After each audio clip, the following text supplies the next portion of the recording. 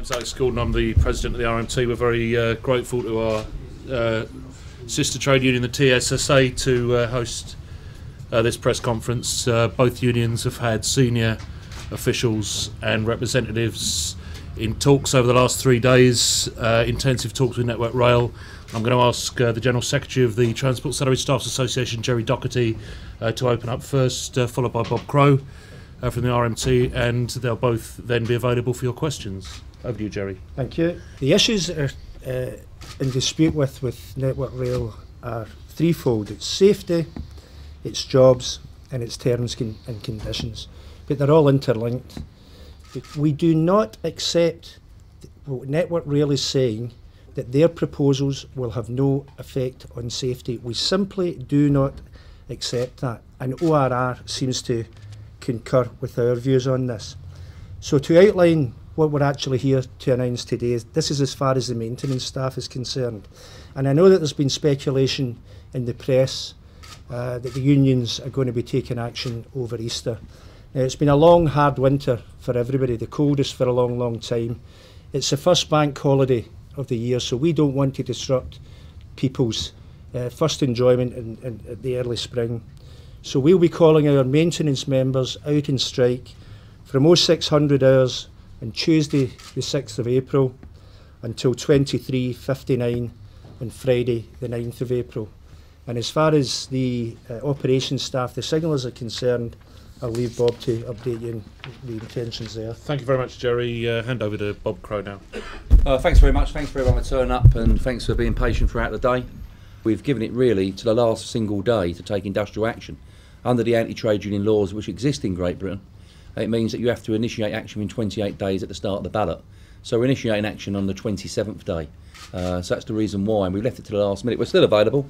I've got to say that, as someone said to me today, that if there was a gold medal for sitting around and waiting for a company to come up with something, then certainly the RMT and TSSA would have received several gold medals in the last few days. Unfortunately, the only time that we really got the company round a table is since the ballot for industrial action, and the sole reason that we balloted for industrial action, and now we're going to commence industrial action, is to get the companies to take us seriously and actually concentrate that we want to resolve these serious issues.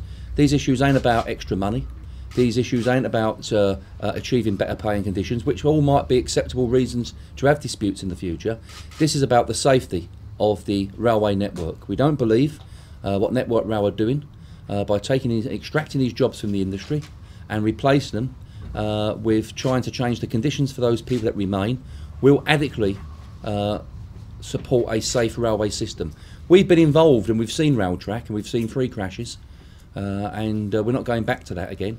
I was at Greyrig 2 hours after the train rolled down the bank at 110 miles an hour, and I see our members and the travelling public with blankets on them and with blood on them, and I see the fear on their face and the stress, and we're not going to take our members down that same route.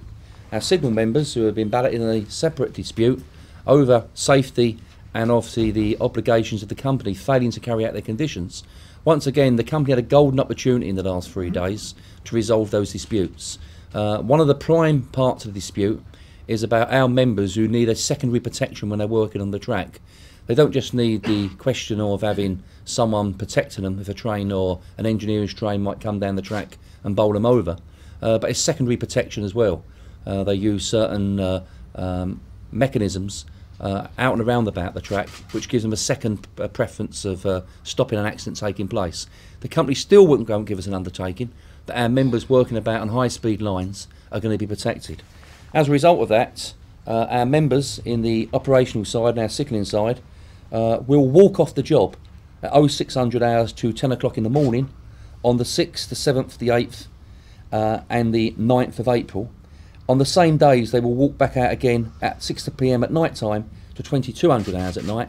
So there'll be 2 4-hour strikes twice a day on the 6th, the 7th, the 8th and the 9th, coupled with a ban on overtime and rest day working for that period as well. As Jerry said, this gives us a golden opportunity of not this sorting out and spoiling the people's Easter holidays. We do not want to spoil the Easter holidays. We don't even spoil their travel arrangements after the Easter holidays. We want to sort out our members' real concerns out there. And this still gives us an opportunity of 9 days of trying to resolve the dispute. However, our members have been patient enough, and we can't have a situation where the company keep on coming up with proposals which will deteriorate and dilute safety in the railway network. They can have all the consultants they want, they can call upon this person, that person. The real consultants out there, in my view, and the real experts are our members that have been balloted, who deliver the work for Network Rail every single day of the week. And quite clearly the two ballots for industrial action, both by TSSA and RMT, have delivered a massive thumbs down to the safety proposals of Network Rail. And that's where we stand. Thanks very much, Bob. I'll take questions. You just say... Chris Choi, ITV News. You say you don't want to hit the travelling public, Mr Crowe, but surely those strikes, 2 4-hour strikes over 4 days, that is going to cripple the entire network, isn't it? We have allowed that extra buffer of time to try and resolve this dispute, and we're serious about getting the company not to dilute safety. This may seem to some people hard-hitting, but the reality is I'd rather call industrial action and be condemned for it than rather than see our members and the travelling public in a train roll down the bank. Can I just ask one more thing? The Office of Rail Regulation have released their letter to Network Rail, and this is what it says. We are clear that your proposed new structure supports the aim of safer railway infrastructure. Yes. That's the regulator backing Network Rail. You've got to read the rest of the letter as well. And the rest of the letter, as you will see, will say that they had not engaged with the staff properly, and they've got serious concerns. And if the Office of Rail Regulator is doing such a good job, why was an enforcement notice put on Network Rail yesterday and their contractors in the south east of Britain, the heaviest part that the railways are used in? Why was an enforcement notice put on not just people in South Wales, but the whole length and breadth of the country now, that the Office of Rail Regulator was concerned about the actual protection for our members? However, don't forget, these same kind of people, like the Railway Inspectorate, told us the railways were safe when we had Potter's Bar. They told us they were safe when we had Paddington, and they told us we were safe when we had Hatfield. The Office of Rail Regulator ain't delivering safety every day. They're purely there giving a view of the network. The people that deliver safety are our members, the TSSA's members, and they have quite clearly voted in the ballot by voting yes for action and voted no for Network Rail's safety position. How can you expect the public to believe you on safety rather than the regulator and Network Rail? To believe our members who have had a ballot for industrial action. Can I just say as well, the TSSA are involved in this. The TSSA is not a militant union. Our supervisors are telling us that the methods of work that are being proposed does not provide for safety in the railway. These are experts. These are people that have been working in the railways and on the infrastructure for years. What would Network Rail have to come up with for you to pull away from these strikes? Well, what we would have to come up with, Network Rail, is give a clear commitment.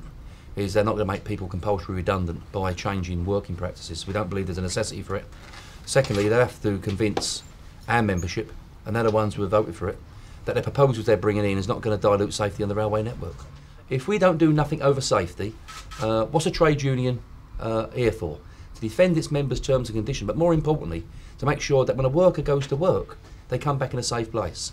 And we've got a duty to the travelling public as well. That if Network Rail ain't going to take their responsibility for looking after the safety of the travelling public, then we as the railway unions are going to take our responsibility to make sure the travelling public know they've got a safe system. The Conservative Party are making political hay out of these transport stoppages. Are you worried about bringing down a Labour government? Oh, it's not about bringing a Labour government down. This dispute's with Network Rail. Nothing to do with a Labour government. Nothing to do with the Tory party. The government funds this industry. If the government, the Labour government, is concerned about the effects, the political effects of a strike at this particular time, then it's in its hands, it's in Lord Adonis's hands, to get involved in it, to speak to Ian Coucher and to crack heads together. We want to put pressure on Network Rail to come back to the table between now and Tuesday week and resolve our differences. So we've got something to go back to our members and say, enough progress has been made. Are you satisfied now that we're not in dispute? We are saying to passengers, we are sorry that you're going to have to suffer short-term pain, but this is for long-term gain. This is for your safety. We are serious about the proposals from Network Rail undermining safety. And as Bob has said before, I would much rather stand in front of the cameras just now and propose an industrial dispute than stand in front and apologise to members of the public because they've been killed in an industry that I've spent my whole life in. Anyone else? Well, thank you very much for coming. Thanks for your time. Thank you. And we'll keep you informed of any further developments. Thank you.